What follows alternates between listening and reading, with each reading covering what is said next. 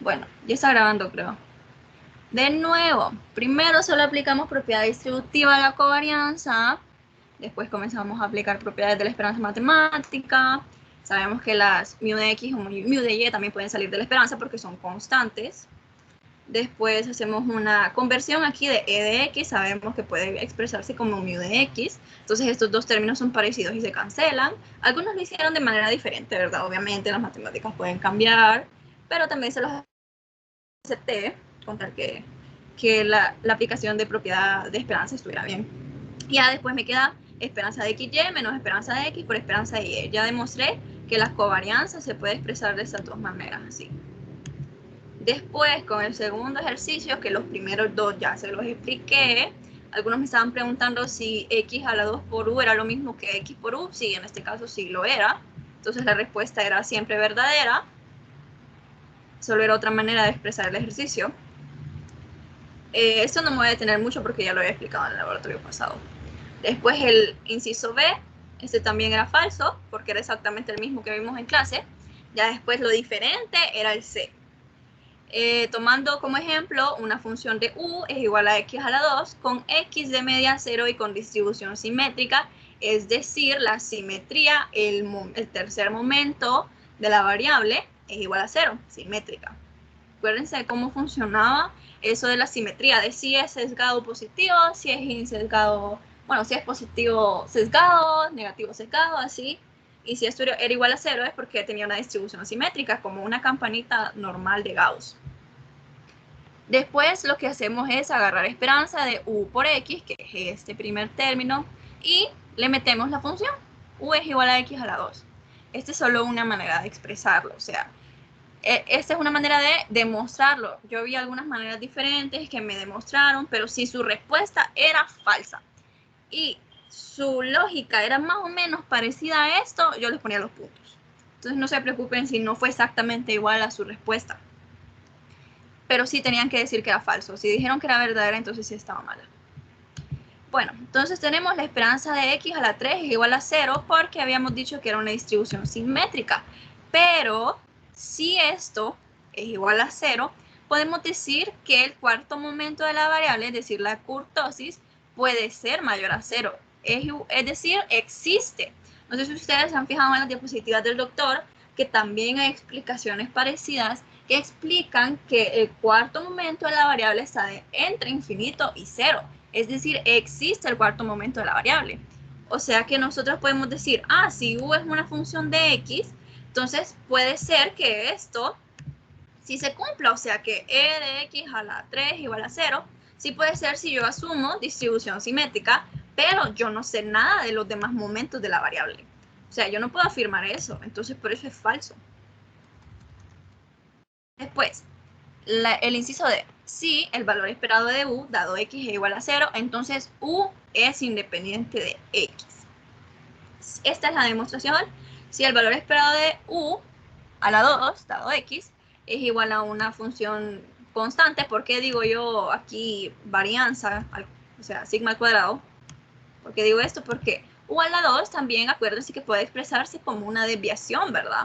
Como una varianza del error, como lo que habíamos visto la semana pasada en el laboratorio de la demostración de la varianza constante y la aplicación de los supuestos de exogeneidad, débil y estricta. Entonces sabemos que también podemos expresarla de esta manera, pero si esta es una función de X, entonces sería no constante.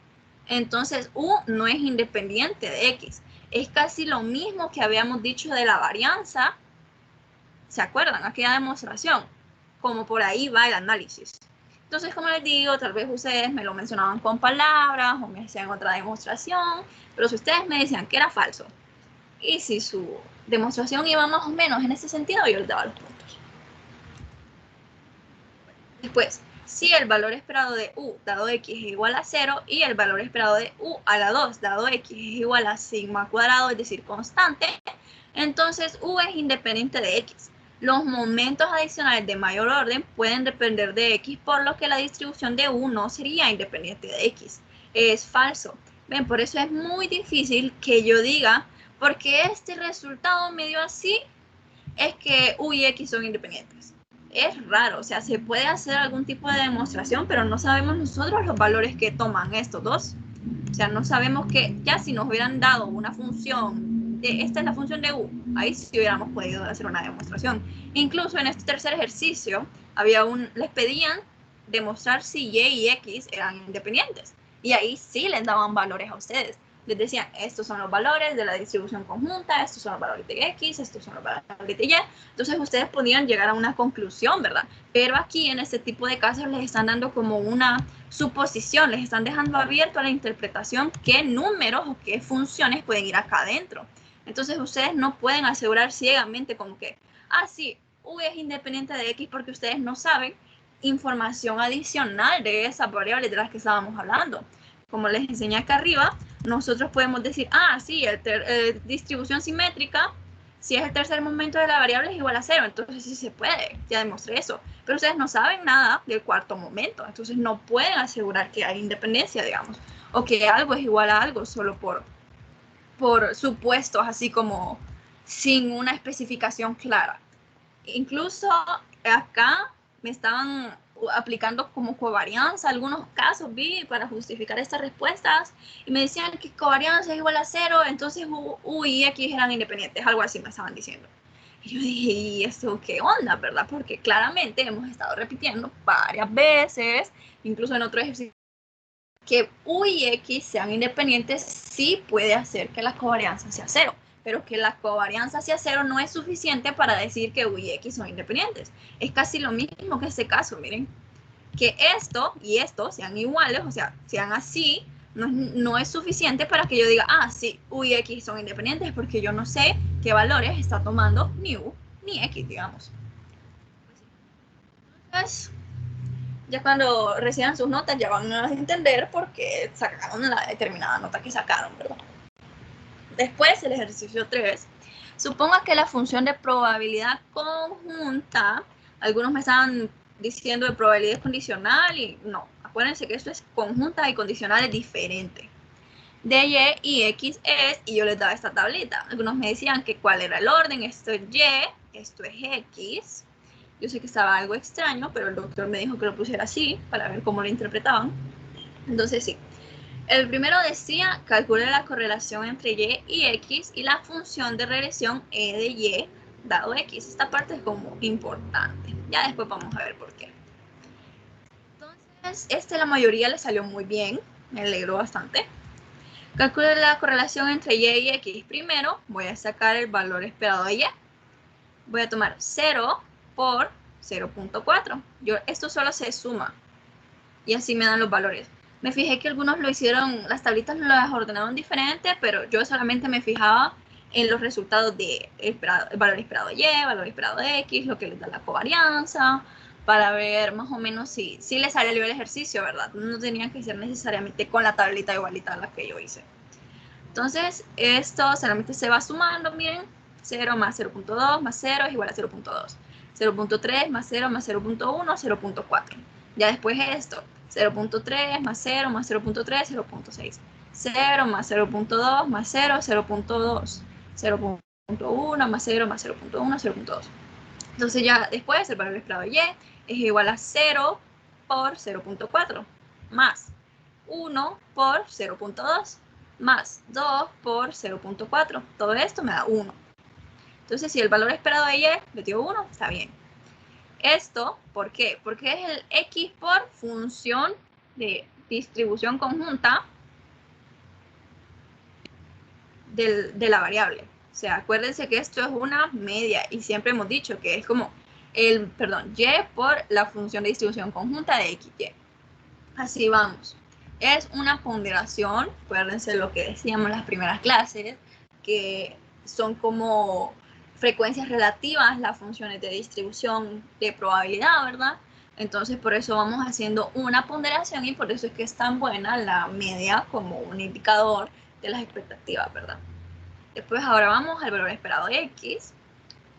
Tenemos 0 por 0.6, 1 por 0.2 y 2 por 0.2 también. Ya lo sumo, 0.6. Ya después lo tenemos al cuadrado. Y ustedes dirán, ¿por qué al cuadrado? Pues es una manera en la que también se puede trabajar para sacar la varianza de y y la varianza de x que llevan la fórmula de correlación en la parte de abajo, ¿verdad? Entonces después tenemos valor esperado de y a la 2. ¿Y esto cómo se hace?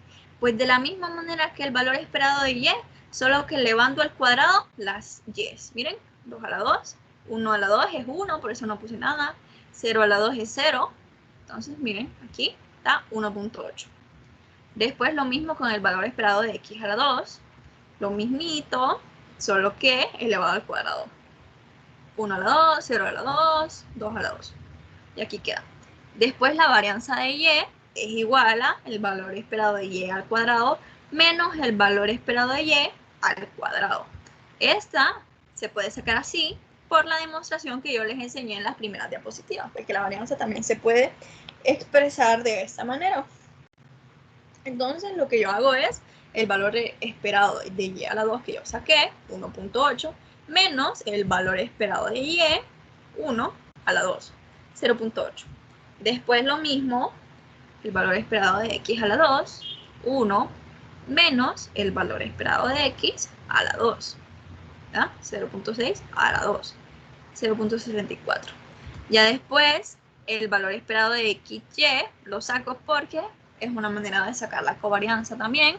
Como vimos arriba, la demostración de que la covarianza también se puede expresar como valor esperado de x por y menos el valor esperado de x por el valor esperado de y.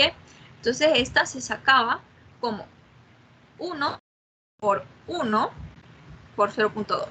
Es decir, los valores juntos de la distribución conjunta, ¿verdad? 1, 1, 2, 2, así.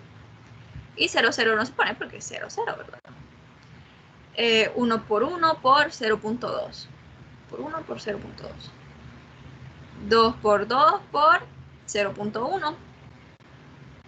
Entonces ya lo sumo y me da 0.6. Después ingreso todos los datos a la fórmula. El valor esperado de x por y es igual a 0.6 menos el valor esperado de x, que me dio 0.6, por el valor esperado de y, que me dio 1. Entonces esto me queda 0. Algunos me escribieron ahí asustados de que les daba 0, pero no se preocupen, o sea, la respuesta era 0 de la covarianza. Entonces, si la covarianza es 0, el coeficiente de correlación también lo va a ser. Ya después teníamos la pregunta, ¿son y y x independientes? Acuérdense que acá arriba les había dicho que esta parte de la función de regresión era importante y es por eso, es como una pista de la manera en la que ustedes podían expresar lo demás. Bueno, entonces aquí algunos me fijé que me sacaron el modelo, me sacaron betas, me sacaron beta 1, me sacaron de todo, ¿verdad? Y está muy bien con tal que les diera la conclusión final, está acá abajo, yo se los tomé como bien, incluso hicieron más trabajo del que podían hacer, pero está perfecto para que ustedes vayan entendiendo mejor. Bueno, entonces yo lo saqué de esta manera. 1 sobre 0.6. ¿Qué es? ¿De dónde sale 0.6? Aquí arriba, miren, porque x es igual a 0 en esa función y 0.6 es lo que está acá abajo. Miren, el valor esperado de y dado x igual a 0, entonces 1 sobre 0.6. Si se fijaron, si ustedes han escuchado mis consejos, incluso algunos se los dije cuando me escribían, en el libro de Gujarati también explican bien cómo se hacen estas esperanzas, cómo se hacen estas funciones de distribución condicional, y ustedes se van a fijar que cuando nosotros estamos hablando de un dado algo, se suele dividir el valor en la parte de abajo para condicionar. Entonces, divido entre 0.6 toda la expresión que viene. 0 por 0.3 más 1 por 0 más 2 por 0.3. ¿Y qué es eso? Eso, miren, es la multiplicación. Ya después lo mismo con 1 sobre 0.2 y después voy haciendo lo mismo. Y todo esto me va dando 1, 1, 1, 1. Y si se acuerdan, lo que me va dando acá arriba fue 1. El valor esperado de y es 1. 1, 1, 1. Entonces el valor esperado de y dado x me va dando el valor esperado de y. Entonces ahí sí puedo decir yo, x y y no son independientes, pero dada x, y tiene una función de regresión igual a una constante. E de Y. Esa era la conclusión final. O sea, ahí sí puedo decir yo como, sí, sí puede ser que haya una dependencia en las variables porque ya me están dando los números, ya no me están diciendo como que esto es una función de X o este es el tercer momento de la variable, no sabes qué está pasando por el cuarto. O sea, no, aquí ya te están dando los números, te están dando la función en específico, mientras que si no te lo especifican, pues no puedes concluir nada con seguridad. Entonces, sigamos. Ya tenemos el ejercicio 4. Aquí es que también varios me estaban escribiendo que si la covariancia era 0, entonces X y Y eran independientes. Y no, recordar que si X y Y son independientes, la covarianza puede ser igual a 0, pero si encontramos que la covarianza es igual a 0, no es suficiente para concluir que X y Y son independientes. O sea, el orden sí importa. Si primero se dice X y Y son independientes, sí puedo decir, puede ser que la covarianza sea igual a 0. Pero solo que me digan covarianza igual a 0, no digo, entonces X y Y son independientes, porque no sé, pues, no estoy segura. Entonces, si X y Y no son independientes, y la esperanza condicional de Y dado X es diferente para todos los valores de X, es todavía posible que la covarianza de y X sea 0. Sí, porque independencia lineal no implica dependencia ni independencia en media. O sea, no me lo implica. Pues independencia en media, ¿a qué se refiere? A ver si alguien me puede decir ahí.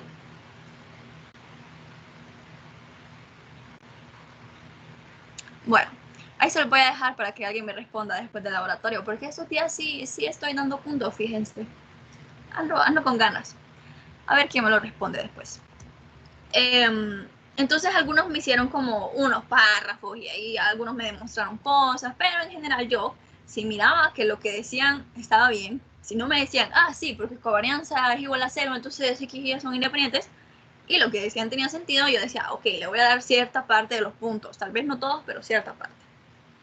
Entonces después teníamos el ejercicio 5, que ya se los enseñé el laboratorio pasado, ya les enseñé cómo sacar las funciones principales. La única cosa que yo me fijé ahí es que o no me sacaban ambas funciones principales, solo tomaban como que si beta 1 estimado era el único estimador, o sea, no. Este modelo tiene dos estimadores, miren, bueno, tendría dos estimadores, estos son los valores poblacionales, y algunos estaban cometiendo un error que yo entiendo, pero no está bien. Si el modelo tiene constante, la mayoría de modelos lo tienen, recordar la importancia de la existencia de la constante. Como vimos en la demostración de la varianza, el último ejercicio que vimos en el laboratorio pasado te demuestra por qué es tan importante la existencia de la variable. Porque si vos aplicás supuestos econométricos de exogeneidad débil y exogeneidad estricta, que es lo que te permite sacar la insensatez y la consistencia, incluso parte de la eficiencia de los estimadores, vos ocupás esa variable, o sea, vos ocupás los supuestos y si no hay constante, no puedes aplicar los supuestos. Como ya vimos, no se puede. Entonces, que ustedes me digan que beta 0 es igual a 0 cuando estás tratando de encontrar la ecuación principal, eso no está bien. Si el modelo desde un inicio te dice que existe la constante y después asumir beta 0 es igual a 0 para cancelar y sacar la función principal de beta sub 1 estimado, eso no está bien. Entonces, quiero que corrijan su error, los que lo hicieron en la guía, que traten de recrear lo que les enseñé en el laboratorio pasado, porque ahí les enseñé de la manera adecuada. Entonces, eso. Aquí no se los voy a explicar porque ya se los enseñé, cómo sacar la ecuación principal de beta 0 y beta 1. No les voy a enseñar tampoco cómo sacar la eficiencia ni la consistencia de esto, porque eso solamente es aplicar las propiedades del P-límite y de la esperanza, e incluso la eficiencia, ya se las enseñé cómo sacarlas. Entonces eso se los voy a dejar para que ustedes lo intenten hacer, para que estudiando para el examen lo hagan. Pero al menos ya saben cómo sacar esto. Esa era la parte de la pauta. Esto lo voy a mandar al grupo cuando mande las notas para que ustedes vayan revisando de nuevo, que me hagan preguntas acerca de sus notas si gustan. Entonces vamos a pasar con el Stata.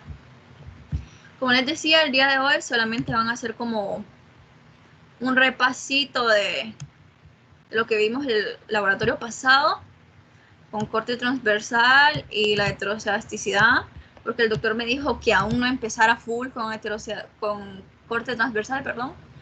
Entonces, eso lo van a ver primero en clase, teórico, creo, y después vamos a ver las demás aplicaciones del STATA. Ahorita solo les voy a dar como una breve introducción. No sé si ahí miran el do file, lo leen. Sí. Sí, Bueno. sí se lee. Sí, Gabriela, sí se lee. Ok. Entonces tenemos parte 2 del modelo simple de corte transversal. Vamos a hacer algunas regresiones y pruebas de heterocedasticidad. Bueno, los modelos de corte transversal pueden tener problemas de heterocedasticidad, autocorrelación y endogeneidad, siendo la heterocedasticidad una varianza no constante en el modelo. Cuando hay heterocedasticidad, que creo que lo vamos a ver más en el otro laboratorio, ya más teórico, van a ver ustedes que sus modelos pueden ser no consistentes, pueden ser, bueno, consistencia no se puede saber con certeza, pero sí pueden ser sesgados sus estimadores si no hay si no hay homocedasticidad, es decir, hay heterocedasticidad. Porque se acuerdan que cuando estábamos haciendo las demostraciones de la insesgadez, nosotros utilizábamos ese resultado después para calcular la eficiencia, ¿verdad? Entonces, al momento de calcular la eficiencia, se asume que hay homocedasticidad. Y si mi estimador es sesgado, es muy difícil que vaya a ser eficiente después cuando yo aplique la ley de la varianza total. Si ustedes lo piensan, se lo imaginan, metiendo un estimador sesgado en la ley de la varianza total, es muy probable que el estimador, al compararlo con otro, sea poco eficiente. Entonces, ese problema de heterocedasticidad es común en los modelos de corte transversal y es importantísimo tratarlo. Después, la autocorrelación, es decir, la relación de términos de error con otros términos de error, como que el error tiene varios errores interconectados ahí, porque ustedes saben que los errores tienen otras variables que no se explicaron en el modelo, como vaya, por ejemplo, la experiencia, el nivel de educación, y tal vez si la experiencia y el nivel de educación tienen una relación, eso puede hacer que el modelo sea menos estable. Entonces, a eso se refiere la autocorrelación. La endogeneidad, el cual es un concepto estadístico que se refiere a que la relación entre una variable explicativa X y otra que queremos explicar Y viene determinada por otras variables que se han tenido en cuenta U y que covarían con X, es decir, más que todo una relación entre las variables explicativas y el error. Este término de endogeneidad van a escuchar que se parece como a la exogeneidad. Hay como una asociación ahí que tal vez algunos de ustedes ya la sepan, pero la vamos a ver bien en el otro laboratorio. Después, también se puede considerar la multicolinealidad como un error. Acuérdense que la multicolinealidad existe una relación exacta entre las variables explicativas, es decir, tal vez hay como una doble contabilidad, como yo les estaba mencionando cuando vimos los supuestos econométricos.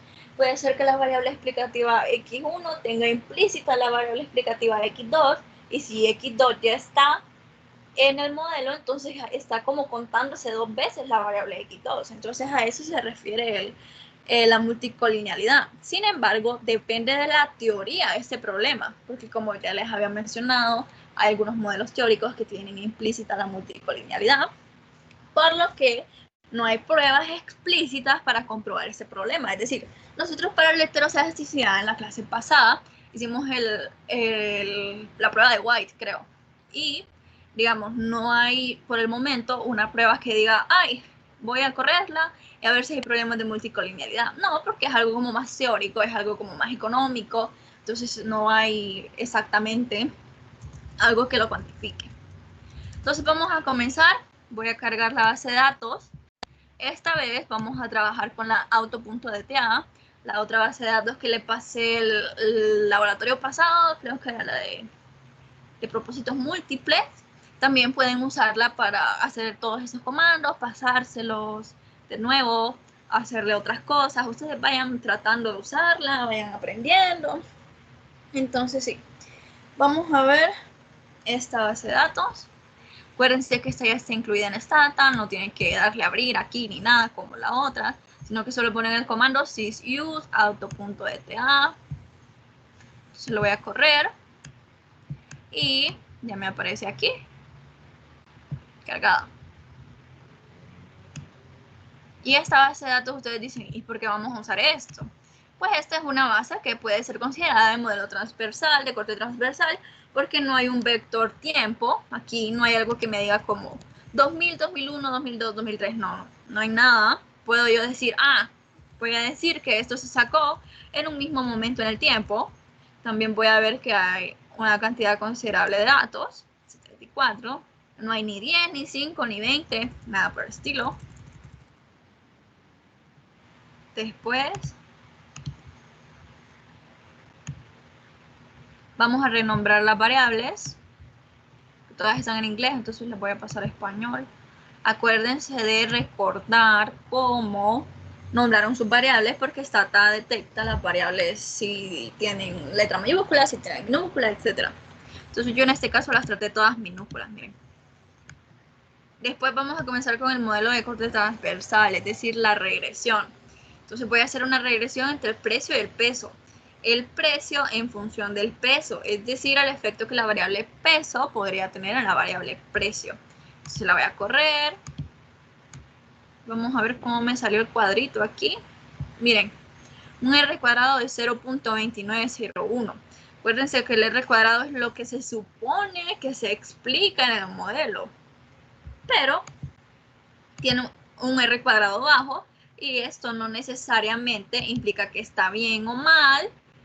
En corte transversal los R cuadrados son bajos y acuérdense que esto no es un criterio suficiente para determinar si un modelo está bien o mal, qué modelo está mejor, nada por el estilo, porque después, cuando ya sigamos corriendo regresiones, ustedes van a notar algo que van a decir, sí, qué extraño esto. Van a ver una tendencia en el R cuadrado de los modelos. Pues vamos a predecir los residuales. ¿Por qué hago yo esto de predecir los residuales? Porque aquí solo estoy corriendo yo dos variables. Es un modelo lineal cualquiera. Si yo voy a agregarle errores o residuales a mi modelo, puede ser que tenga en cuenta ya las bases de un modelo econométrico, un modelo teórico, porque implica que hay una diferencia entre el valor poblacional y una diferencia entre el valor estimado, o es la representación económica de que los errores están en el modelo. Si fuera un modelo poblacional, ¿verdad? Ya después tenemos la heteroscedasticidad. Verificamos si nuestro modelo tiene heteroscedasticidad. Voy a usar esta vez, ahorita, de nuevo, el stat-in-test, White, que es la prueba de White. Esto de la matriz que les dije que les iba a enseñar, creo que va a ser hasta el otro laboratorio porque no han avanzado lo demás. Entonces, eso lo vamos a ver despuesito. Voy a correr la prueba de heteroscedasticidad. Y recordemos que las reglas de decisión para esta prueba son la hipótesis nula. No hay problema de heteroscedasticidad. Es decir, hay homoscedasticidad. La hipótesis alternativa, hay problemas de heteroscedasticidad. Es decir, no hay homoscedasticidad. Y las reglas de decisiones también tenían que ver con si la probabilidad mayor al chi cuadrado, o es decir, el estimador chi cuadrado, debe ser mayor a 0.05 para ser significativo, y prob mayor a chi cuadrado debe ser menor a 0.05 para ser no significativo. Vaya, vamos a ver aquí. Es 0.0042. Como probabilidad mayor a chi cuadrado es menor a 0.05, entonces rechazamos o no aceptamos la hipótesis nula. Es decir, hay problemas de heteroscedasticidad. Aquí, porque yo rechazo esta, entonces puedo decir que hay problemas de heteroscedasticidad o hay una sospecha de problemas de heteroscedasticidad. Después vamos a tratar de reescalar con logaritmos. ¿Cómo se pueden reducir la varianza? Se pueden reescalar las variables en logaritmo porque creamos tasas de crecimiento y no son valores diferentes entre ellos mismos. Solamente es agregarle como un diferencial a la variable, hacer esto de agregarle un logaritmo. Para tratar, acento, resalte, subrayado, en tratar de reducir la heteroscedasticidad. Aquí estamos como probando a ver qué pasa. Entonces yo voy a darle generar logaritmo guión bajo precio, este es el nombre de la variable que ustedes quieren. Si tal vez ustedes trabajaron todo en mayúscula, pueden escribir todo esto en mayúscula, lo que ustedes quieran. Incluso podrían no ponerle en guión bajo y solamente expresarlo como así, pero acuérdense que si lo van a separar, tienen que ir a un guión bajo porque si no lo detecta como dos letras diferentes, como dos variables distintas.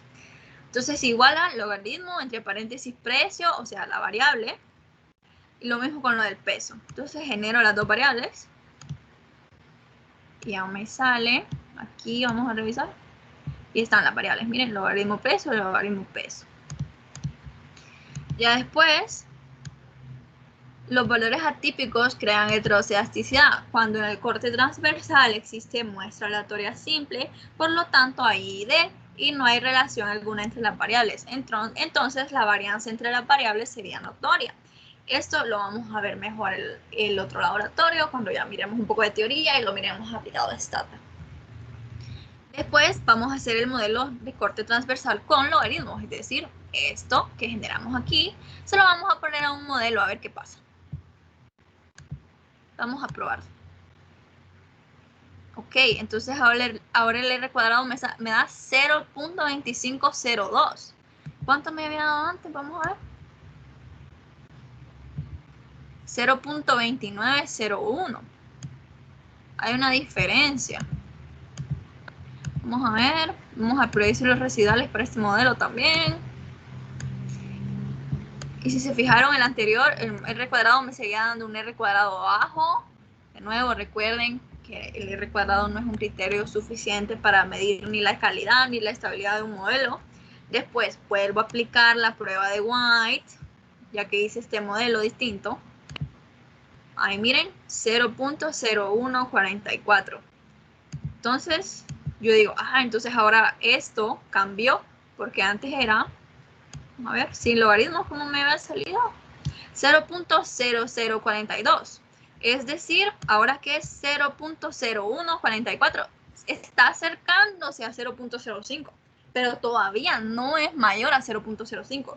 Entonces pude ver yo que al aplicarle logaritmos se está acercando más a tener homocedasticidad o a no tener problemas de heterocedasticidad. Pero todavía tiene, o sea, tiene menos, pero tiene. Porque no es mayor a 0.05, miren. Como probabilidad mayor a chi cuadrado sigue siendo menor a 0.05, entonces rechazamos la hipótesis nula. Es decir, nuestro modelo sigue teniendo problemas de heterocedasticidad. La heterocedasticidad se tendría que corregir de otra manera. Después, el otro laboratorio, tal vez, no sé si el otro o después del examen, no sé, vamos a ver cómo ya corregir estos problemas, porque vimos que con logaritmos no fue suficiente. Tal vez en algunos casos sí se logre corregir con logaritmos, digamos, si esto es 0.045, 47, digamos, y ustedes dicen como, no, yo quiero que sea un 0.05, perfecto. Le aplican logaritmo al modelo, es probable que sea como 0.05 ya su modelo. Pero es mejor no forzar las cosas demasiado, ¿verdad? Entonces voy a darle clear a esto para ya empezar otra regresión.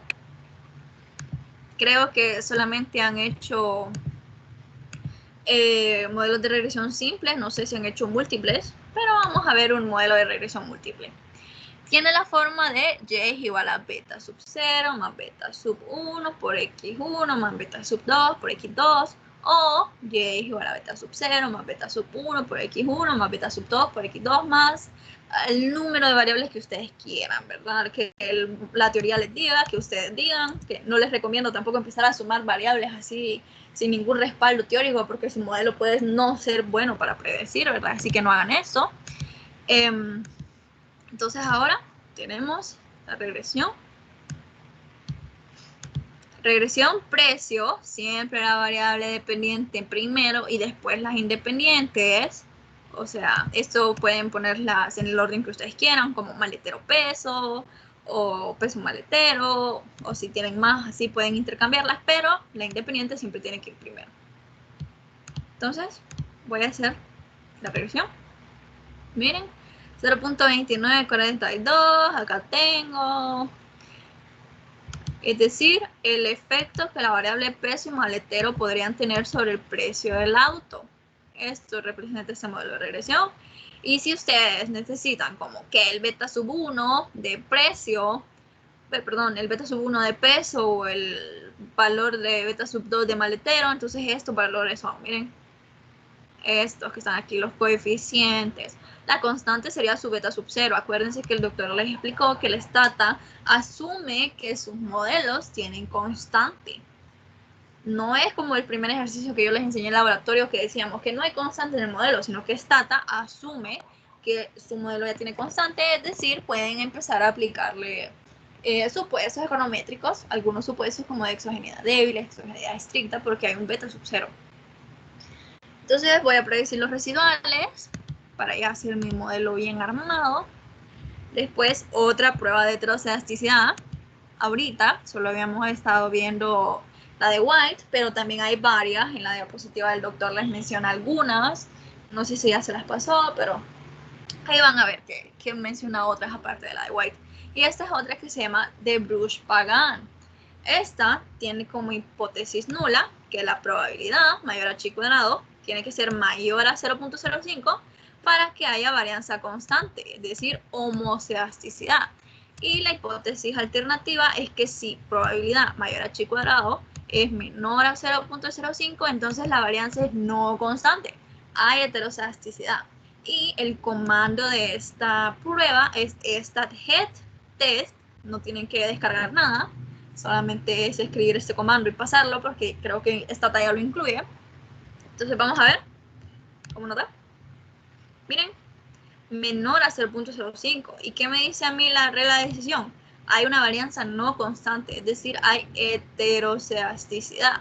El probabilidad mayor a chi cuadrado es menor a 0.05. Hay heteroceasticidad. Cuando hay problemas de heteroceasticidad es que se utilizan los mínimos cuadrados generalizados. Mínimos cuadrados ordinarios no es el mejor método para estimar los modelos. Mínimos cuadrados generalizados toma en cuenta diferentes factores. Pondera una matriz robusta que soluciona los problemas de o autocorrelación serial. Y la autocorrelación serial es lo mismo que decir ausencia de correlación serial, ¿verdad? Esto, ustedes dicen, uy, que una matriz robusta, ¿de qué está hablando? Pero cuando ya veamos la teoría que va detrás de estas pruebas, que va detrás de decir, no, que no voy a usar MCO, sino que voy a usar mínimos cuadrados generalizados, ya la vamos a ver, no se preocupen. Entonces ahora vamos a hacer otra regresión. Vayan viendo los diferentes tipos de regresiones que se pueden hacer. Vamos a definir nuestro modelo. Una regresión entre el precio del automóvil en función del peso y de los factores multiplicativos entre origen y las millas por galón, es decir, los numerales que están en esta fórmula.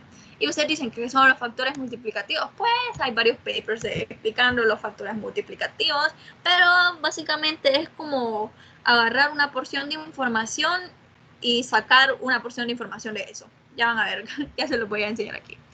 Por ejemplo, aquí tenemos una regresión de precio, peso y tenemos esto de origen, numeral, C punto millas por hora. Entonces, ¿qué quiere decir eso?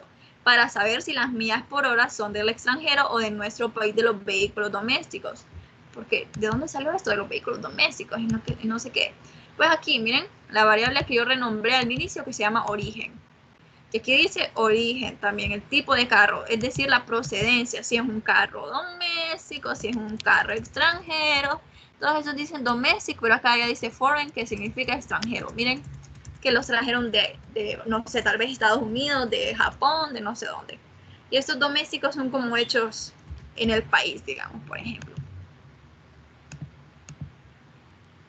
Bueno, entonces, esto es para saber cuál es el porcentaje, digamos, en millas o el millaje que trae un carro, dependiendo de si es doméstico o si es extranjero, por ejemplo. Porque si se compra en Honduras son kilómetros por hora y en el extranjero suelen ser millas por hora. Hay una diferencia en los sistemas de medición, ¿verdad? Entonces voy a correr esto y miren, ya tengo acá. Tengo más variables y el R cuadrado es de 0.5516. ¿Qué hemos estado observando? Este que tiene 1, 2, 3, 4 variables involucradas, bueno, 3 aparte de la variable dependiente, tiene un R cuadrado de 0.55, ¿verdad? Después vamos a ver acá arriba. Tiene dos variables explicativas y una explicada. Tiene 0.2943, el R cuadrado. Pues vamos a ver esta que solo tiene el logaritmo del precio y el logaritmo del peso tiene de 0.2506. Pues la regresión así normal, sin logaritmo, 0.2901. Hay una diferencia entre el logaritmo y lo normal. Pero ¿qué pueden ir observando? Si tomamos este como inicial sin logaritmos, 0.2901 con una variable explicativa. Después va 0.2949 con dos variables explicativas. Y ahora que tiene tres variables involucradas, tiene 0.5516 de R cuadrado.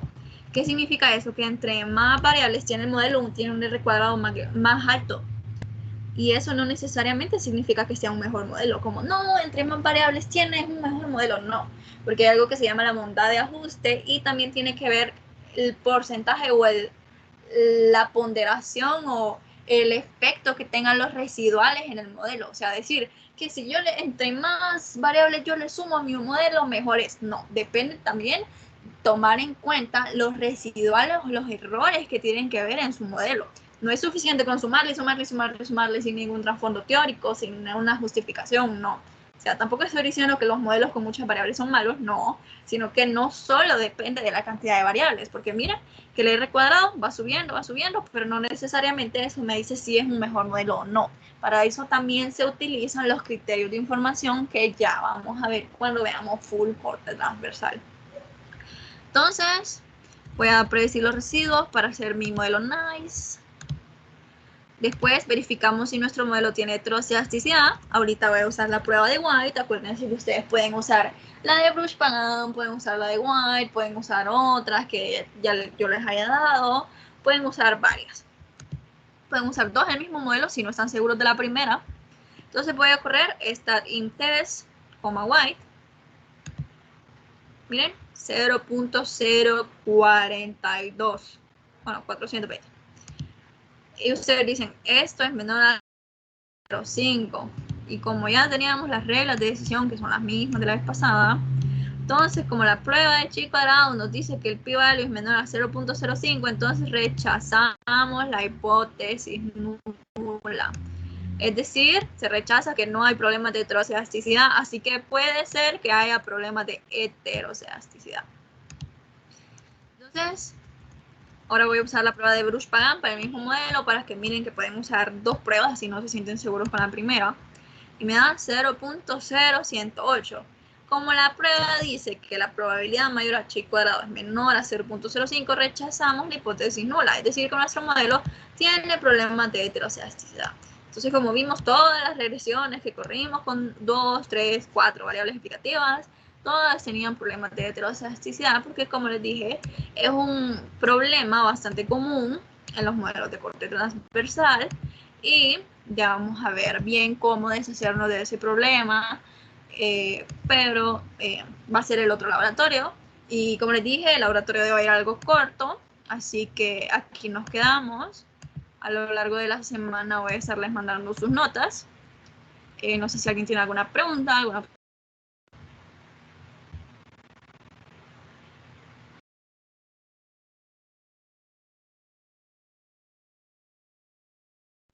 Gabriela, una consulta. Ajá, decime. Es que no sé si, bueno, en mi caso no sé si podrías como mandar algunos ejemplos de lo que estábamos viendo, de lo que nos salió en verdadero y falso, de la guía, como para podernos orientar un poco más. Ejemplo, otros ejemplos parecidos, decís vos. Ajá, correcto. Para tener como más ideas.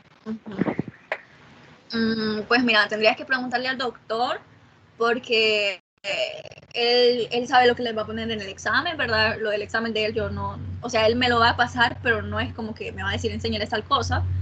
Tendrías que hablar con él para pedirle eso, a ver qué piensa. Entonces, no sé. Si me dice que sí, se lo voy a pasar, pero si no, no puedo prometer nada. Está bien, gracias. Ok. ¿Algo más?